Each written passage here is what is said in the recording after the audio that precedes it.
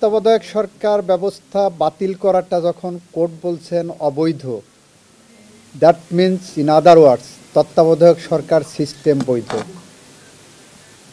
এটা হলো একটা ইন্টারপ্রিটেশন।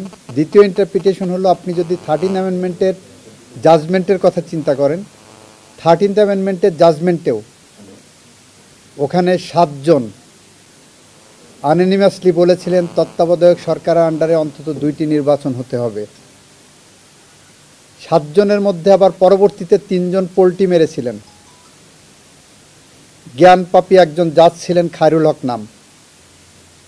উনি মূল জাজমেন্ট থেকে ডেভিয়েট করে 17 মাস পরে এই আইন আসার পরে, এই আইন জাজমেন্টটা দিলেন এই আইনটা পাশ হওয়ার আগে, জাজমেন্ট রিলিজ করলেন এই আইন আসার 17 মাস পরে। সেখানে যে উনি রায় দিলেন যে ঠিক আছে পরবর্তী 2টা নির্বাচন হবে, তবে পার্লামেন্ট ঠিক করবে কোন ফর্মে হবে। ওনাদের থেকে দল ছুট হয়ে সিনাবাবু বললেন যে না, আগামী 2টাই হবে কেয়ারটেকারের আন্ডারে, তবে আপনার জুডিশিয়ারিকে বাদ রাখা উচিত। আর আগের 3 জন তো বলেছিলেন যে এটা তত্ত্বাবধায়ক সরকার বৈধ। খায়রুল হক সাহেবের সাথে তাল মিলালেন ওই যে আর একটা নাম কি যেন বলে, আরে জুডিশিয়ারিটা ধ্বংস করে দিয়ে গেছে, এই যে না না না, জুডিশিয়ারি ধ্বংস মানিক যতটুকু করেছে, আবার জুডিশিয়ারিকে ধ্বংসের পিছনে মূল অনেকগুলো দায়ের মধ্যে সৈয়দ মাহমুদ হোসেন নামে একজন জজ ছিলেন। জাস্ট এইভাবে কোট করেন, he is one of the most instrumental persons, যেই জুডিশিয়ারিকে ধ্বংস করে দিয়ে গেছে। ওপেন কোর্ট, এগুলো সাজা হওয়া উচিত। এইগুলোর কারণে আজকে বাংলাদেশে গণতন্ত্র নির্বাসিত, বাংলাদেশে মানুষ হত্যা হয়েছে, বাংলাদেশে খুন হয়েছে, বাংলাদেশে মানবতা বিরোধী অপরাধ হয়েছে, গুম হয়েছে, মৃত মানুষের বিরুদ্ধেও মামলা হয়েছে। তো এই জায়গাটায় আপনার তত্ত্বাবধায়ক সরকার ব্যবস্থা সংবিধানের সাথে সাংঘর্ষিক না, এইটাই মোদ্দা কথা। বছর শেষের খুশি নগদে হবে বেশি। নগদ পেমেন্টে নির্দিষ্ট ক্যাটাগরির কেনাকাটায় 300 টাকা পর্যন্ত ক্যাশব্যাক। নিশ্চয়ই পারবেন, কারণ আজকে রায়ের মধ্যে বলেছে অন্তর্বর্তী সরকার সাংবিধানিকভাবেই বৈধ সরকার। আর্টিকেল 106-এ ওপিনিয়ন নিয়ে করা হয়েছে, এবং আর্টিকেল 106-এর প্রেক্ষাপটে অর্ডারের মধ্যেই দিয়েছেন চিফ জাস্টিসের নেতৃত্বে যে ফুল বেঞ্চ, তারা যে 106-এ ওপিনিয়ন দিলেন, এটা কিন্তু সাংবিধানিক ওপিনিয়ন।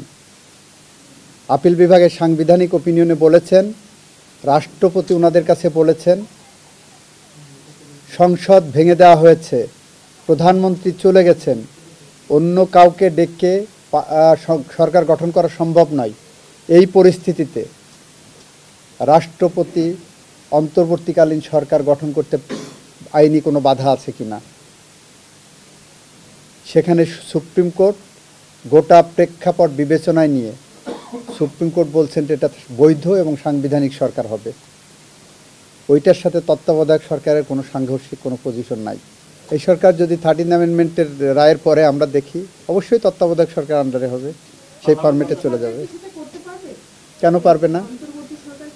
নিশ্চয়ই পারবে। না,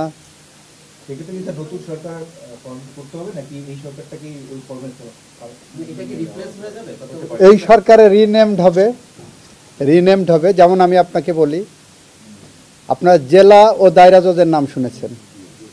একই ব্যক্তি যখন সিভিল মামলা করেন তখন তাকে বলা হয় জেলা জজ, ওই একই ব্যক্তি যখন ক্রিমিনাল মামলা করেন তখন তাকে আর জেলা জজ ডাকা যায় না, দায়রা জজ।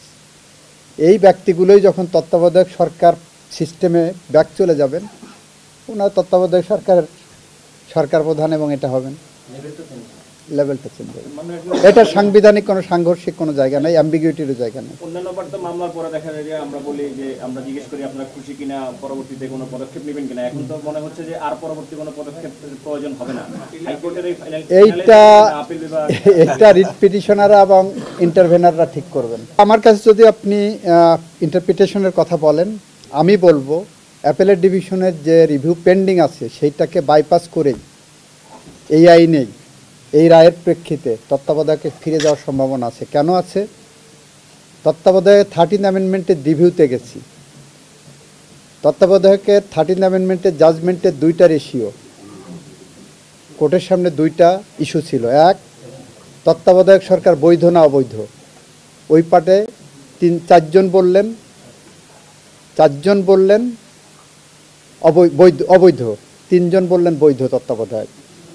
এই একটা পার্ট। দ্বিতীয় পার্টে 7জনই বললেন পরবর্তী 2টি নির্বাচন তত্ত্বাবধায়কের আন্ডারে হবে। এই যে পরবর্তী 2টি নির্বাচন তত্ত্বাবধায়কের আগে আন্ডারে হবে, সেইটার আগেই আপনার যখন 15th অ্যামেন্ডমেন্ট নিয়ে চলে আসলো, তখন ওইটা ধরে নেওয়া হবে যে ওইটা দ্যাট ইজ ইন অ্যাবিয়েন্স। ওই জাজমেন্টের রেশিওটা এখনও অপারেটিভ আছে, কার্যকর আছে। অ্যাটলিস্ট আগামী 2টি নির্বাচন তো উইদাউট এনি অ্যাপেলেট ডিভিশন ইন্টারভেনশনও লাগে না। That part is still valid. Review লাগে যে এটা অ্যাজ এ হোল যদি বৈধ বা অবৈধের ব্যাপার, অ্যাজ এ হোল বৈধ বা অবৈধের ব্যাপার, নাম্বার 1। নাম্বার 2 হলো যে পরবর্তী 2টা না পার্মানেন্টলি এই সিস্টেমটা আমরা রাখবো। এই কারণেই হলো ওটা রিভিউতে যাবে।